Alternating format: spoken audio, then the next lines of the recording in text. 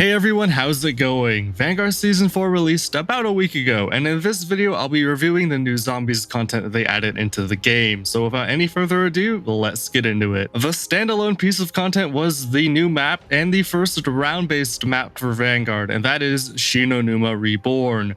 Or just Numa for some reason. It's the only real piece of content they added into the game with this update. The only other change I feel the need to mention at all was a change to the menus, which function a lot nicer now. The map is the only real piece of content, which is all fine by me since this is exactly what we wanted from the game since it launched last year. So consider this a review for the map as well. My first time playing this map was...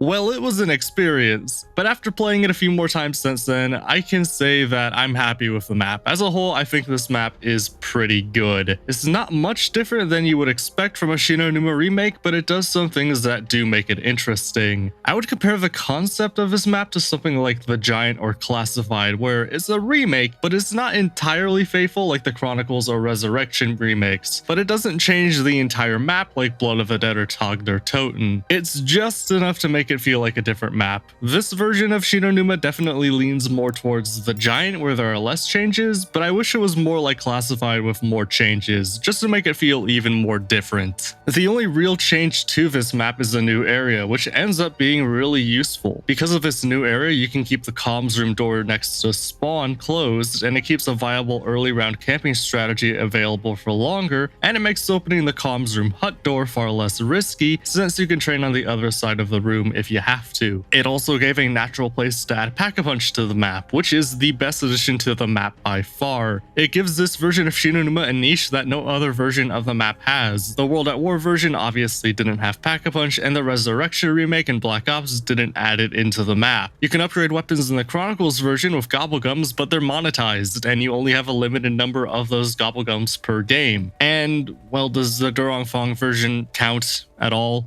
If I ever want to play Numa in the future, it's likely either going to be the World at War version or the Vanguard version. Unfortunately, it's almost certainly going to be the World at War version since that game doesn't take up a tenth of my hard drive space like Vanguard does, but if that wasn't a factor, it would be relatively close. The game had to add a ton of new mechanics for this map, and the balance is surprisingly pretty good overall. The wall buys function as they should, with the added benefit of becoming Pack-a-Punched versions over time. This is basically the equivalent of the weapon rarity increasing in Cold War, but because Vanguard doesn't have a weapon rarity system, they're just higher Pack-a-Punch tiers with the cost increasing to balance things out. While I like this new system, the price of the Pack-a-Punched weapons is pretty steep. The prices would be far more appropriate if the game had a damage-based point system instead of a kill-based one. When you're already spending 15,000 points to upgrade one of your perks to tier 4, it's hard to justify spending the same amount of money on a single wall buy, especially when the mystery box has the same Pack-a-Punch scaling, while remaining a flat 1,000 points throughout your entire game.